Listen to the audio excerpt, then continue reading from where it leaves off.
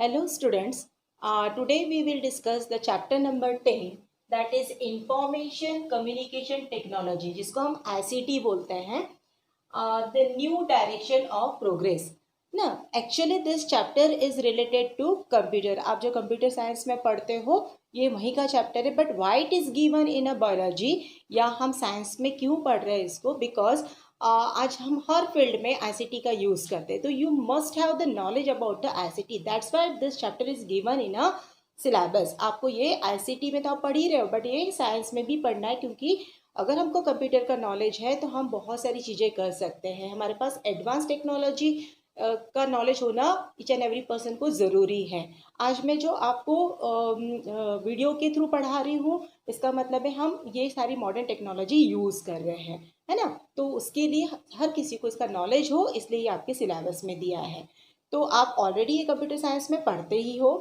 सी यहाँ पर हम क्या पढ़ने वाले हैं, पहले हम चैप्टर के टाइटल को डिस्कस करेंगे। Information communication technology. इंफॉर्मेशन मतलब जो हम एक से दूसरे पर्सन को जो इंफॉर्मेशन देते हैं, मतलब मैसेजेस देते हैं, है ना। कम्युनिकेशन, कम्युनिकेशन मतलब कि हम इसको हिंदी में संप्रेषण बोलते हैं। कम्युनिकेट करना मतलब एक से दूसरे को बताना। तो हम ये जो इंफॉर्मेशन है एक पर्सन से दूसरे पर्सन तक ट्रांसफर कर रहे हैं with the help of technology, उसी को हम बोलते हैं information communication technology, ICT. Clear हुआ अभी आईसीटी का मीनिंग? इंफॉर्मेशन कम्युनिकेशन टेक्नोलॉजी, जिसके थ्रू हम मैसेजेस को ट्रांसफर करते हैं। ओके नाउ अब यहाँ पर आईसीटी में हम कौन से डिवाइसेस का यूज करते हैं? Devices use in ICT. ICT में हम कौन से डिवाइसेस का यूज करते हैं?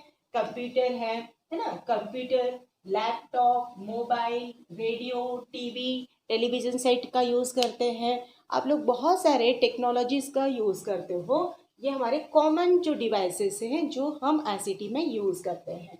नेक्स्ट हमारा यहाँ पर आप लोगों को कंप्यूटर के बारे में बताया है कि जब हमारा फर्स्ट कंप्यूटर डेवलप हुआ था, who develop the first computer? Charles Babbage develop the first computer. जब फर्स्ट कंप्यूटर डेवलप हुआ था तो बहुत बड़ा एक कंप्यूटर बनाया गया था, बहुत बड़े साइज का था, जिसको हम एक प्लेस से दूसरे प्लेस तक नहीं ले जा सकते थे, है ना। ऐसा बहुत बड़ा साइज का कंप्यूटर डेवलप किया था। तो जो फर्स्ट कंप्यूटर था, यहाँ पर हम कुछ थोड़ा सा इंफॉर्मेशन देखेंगे about the first generation computer. जो हमारा फर्स्ट जनरेशन कंप्यूटर बने थे, तो फर्स्ट जनरेशन कंप्यूटर का जो फर्स्ट जनरेशन कंप्यूटर डेवलप किया गया था 1946 टू 1959 के बीच में। और ये जो फर्स्ट कंप्यूटर था द इनैक कंप्यूटर, है ना। तो ये जो कंप्यूटर था बहुत लार्ज इन साइज, और यहाँ पर क्या यूज किया गया था आपको याद रखना है कि यहाँ पर वॉल्स का यूज किया गया था। Valves are use in this first generation computer. First generation computer में वॉल्स यूज किए गए थे। अब ऐसे ही आपको second, third, fourth, fifth generation में क्या यूज किया था, ऐसे भी क्वेश्चंस पूछते हैं। एज अ जनरल नॉलेज के लिए आपको ये इंफॉर्मेशन कलेक्ट करना है कि आपको फर्स्ट जनरेशन कंप्यूटर में तो वॉल्स यूज किए, second, third, fourth, fifth generation में क्या क्या यूज किया गया। मैं आपको कुछ हिंट दे देती हूँ, आपको इंफॉर्मेशन कलेक्ट करना है। जैसे कुछ कंप्यूटर में ISIS that is integrated circuit का यूज़ किया गया, कहीं पर ट्रांजिस्टर्स का यूज़ किया गया, है ना। फिर सेंसर्स का यूज़ किया गया। आज हम ऑडियो मतलब बोलकर भी वो ऑपरेट कर सकते हैं। तो यहाँ पर टच करके टच स्क्रीन आ गई है, आपको पता है। तो यहाँ पर सेंसर्स का भी यूज़ किया गया।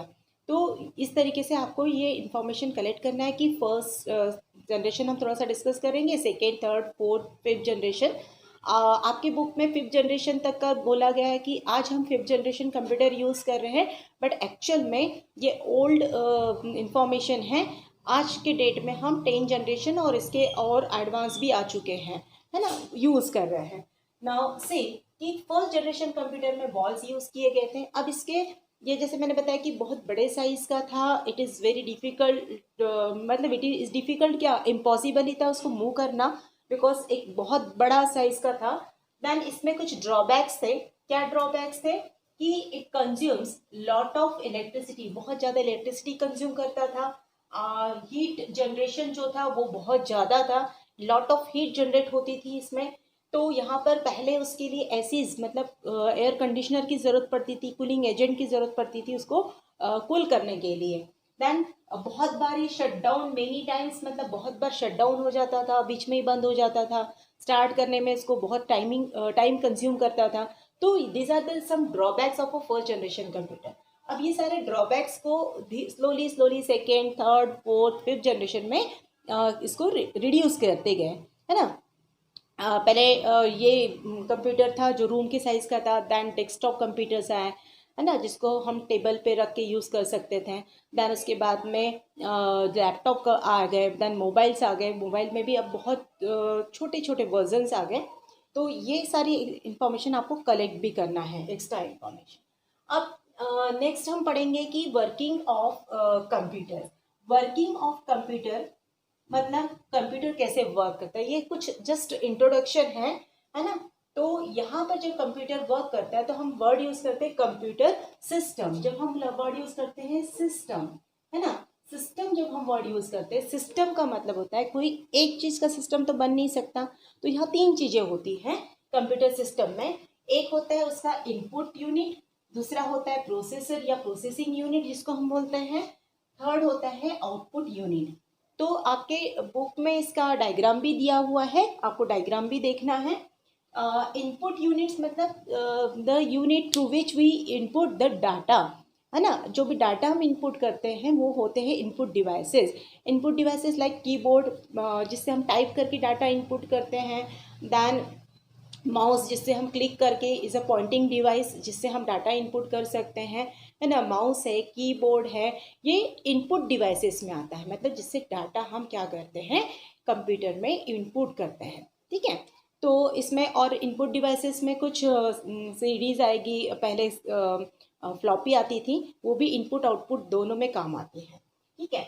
Now next is a processor या प्रोसेसिंग यूनिट जिसको हम सीपीयू बोलते हैं, ब्रेन ऑफ द कंप्यूटर। ये कंप्यूटर का ब्रेन माना जाता है। जैसे हमारे बॉडी में ब्रेन होता है टू ऑपरेट द बॉडी, वैसे कंप्यूटर का जो सीपीयू होता है to operate the computer system, तो उसको ब्रेन ऑफ द कंप्यूटर भी बोला जाता है। अब इस सीपीयू में जो होता है प्रोसेसिंग यूनिट जो है, इसमें तीन चीज़ें होती हैं। एक होता है मेमोरी यूनिट होता है, सेकेंड होता है उसका कंट्रोल यूनिट होता है, और थर्ड होता है ALU यूनिट। ALU यूनिट मतलब होता है अर्थमेटिक एंड लॉजिकल यूनिट। जो अर्थमेटिक ऑपरेशंस होते हैं लाइक प्लस माइनस डिवीज़न, ये सारे ALU मतलब अर्थमेटिक इसमें आ जाते हैं, ऑपरेशंस में आते हैं। L मतलब होता है लॉजिक। लॉजिक का मतलब क्या होता है कि जहाँ पर हम बात करते हैं ट्रू और फॉल्स, है ना, तो हम इसको लॉजिक वर्ड यूज़ करते हैं कि लॉजिक मतलब कहाँ पर अपने को बताना है कि ये सही है या गलत है, दैट इज़ द लॉजिक। तो ऐसे memory unit, control unit and ALU means arithmetic and logical unit, ये किस में प्रेजेंट होता है, CPU में। देन थर्ड होता है आउटपुट यूनिट। आउटपुट यूनिट मतलब होता है जो आउटपुट डिवाइसेस है। आउटपुट मतलब जिससे हमको रिजल्ट मिलता है ना। अब आउटपुट डिवाइसेस में क्या आएगा, मॉनिटर आएगा। मॉनिटर मतलब जो स्क्रीन है कंप्यूटर का, है ना, वो आ सकता है। प्रिंटर आ सकता है जिससे हम आउटपुट लेते हैं। देन इसमें जैसे मैंने बताया फ्लॉपी या जो सीडीज़ है वो इनपुट आउटपुट दोनों में आते हैं। देन स्पीकर आता है जिससे हम साउंड सुन सकते हैं, म्यूजिक सुन सकते हैं, तो ये आउटपुट यूनिट में आएगा। और ये पूरा मिलाकर बनता है हमारा कंप्यूटर सिस्टम। नेक्स्ट है important component of a computer. Computer के कुछ इंपॉर्टेंट कंपोनेंट्स हैं, उसको हम अभी डिस्कस करेंगे। तो पहला है उसका मेमोरी। अब मेमोरी जो होती है, मेमोरी का मतलब क्या होता है कि memory is a place for storing the data. जैसे हम अपन बोलते हैं कि हमारे ब्रेन की मेमोरी, जिसमें हम जो भी पढ़ते हैं, लिखते हैं या इंफॉर्मेशंस होती है उसको स्टोर करते हैं, तो वैसे ही कंप्यूटर की भी मेमोरी होती है टू स्टोर द डाटा, है ना, फ्रॉम द इनपुट डिवाइसेस। जो इनपुट डिवाइसेस है उससे जब डाटा स्टोर किया जाता है वो मेमोरी में स्टोर होता है, उसको हम मेमोरी बोलते हैं। अब मेमोरी दो टाइप की है, internal memory and external memory. यहाँ पर internal and external. Internal memory में भी दो टाइप्स आते हैं, first is a RAM and the second is a ROM. अब रैम, अब जो इंटरनल मेमोरी मतलब जो कंप्यूटर के अंदर ऑलरेडी जब असेंबल करते हैं तभी कंप्यूटर के अंदर वो प्रेजेंट होती है, दैट इज रैम। तो इंटरनल मेमोरी। अब इंटरनल मेमोरी में दो है, रैम एंड रोम। रैम का मतलब होता है, रैम का लॉन्ग फॉर्म क्या है, रैंडम एक्सेस मेमोरी, है ना। रैंडम एक्सेस मेमोरी ये क्या है, एक्चुअली इलेक्ट्रॉनिक कंपोनेंट है। ये मेमोरी कैसी है, इलेक्ट्रॉनिक मेमोरी है। अब ये मेमोरी की स्पेशलिटी क्या है, इसका नाम है रैंडम एक्सेस मेमोरी। इसको हम टेम्पररी मेमोरी भी बोल सकते हैं, है ना, या इसको हम टेम्पररी मेमोरी बोल सकते हैं, या वोलेटाइल मेमोरी बोल सकते हैं हम इसको, वोलेटाइल, है ना, वोलेटाइल मेमोरी भी बोल सकते हैं। वोलेटाइल मतलब वैनिश हो जाने वाली, टेम्पररी मतलब थोड़े देर के लिए रहने वाली। अब टेम्पररी या वोलेटाइल कैसे बोलेंगे इसको, कि as soon as the electricity क्या बोलेंगे हम, ऑफ हो गई, लाइट चले गई है, तो ये क्या हो जाएगी, वैनिश हो जाएगी। मतलब वोलेटाइल है ना, उड़ जाना। तो जैसे इलेक्ट्रिसिटी आपकी स्विच ऑफ हो गई, मतलब for the RAM we required the continuous supply of electricity. अगर लाइट चली गई तो ये क्या हो जाएगी, वैनिश हो जाएगी, ठीक है। इसको हम टेम्परेरी बोलेंगे। अगर आपने इसको सेव किया तो वो रोम में चले जाएगी, बट अगर आपने सेव नहीं किया, कोई चीज़ डाटा आप टाइप कर रहे हो, लाइट चली गई तो वो वैनिश, ठीक है। या बाय मिस्टेक कभी आपसे कोई चीज़ डिलीट हो जाती है तो वो वैनिश हो जाती है, क्योंकि वो कहाँ रहती है, रैम में, जिसको हम टेम्परेरी मेमोरी या वोलेटाइल मेमोरी बोलते हैं। Then second one is a ROM. नाम है उसका, लॉन्ग फॉर्म है इसका रीड ओनली मेमोरी, मतलब जिसको सिर्फ हम रीड कर सकते हैं, इसमें राइट नहीं कर सकते, ओनली रीड, है ना। And it is a type of permanent memory. ये परमानेंट मेमोरी होती है। परमानेंट का मतलब होता है कि जब भी चीज़ें रोम में होती है वो कभी भी आप कभी भी उसको एक्सेस करके देख सकते हैं।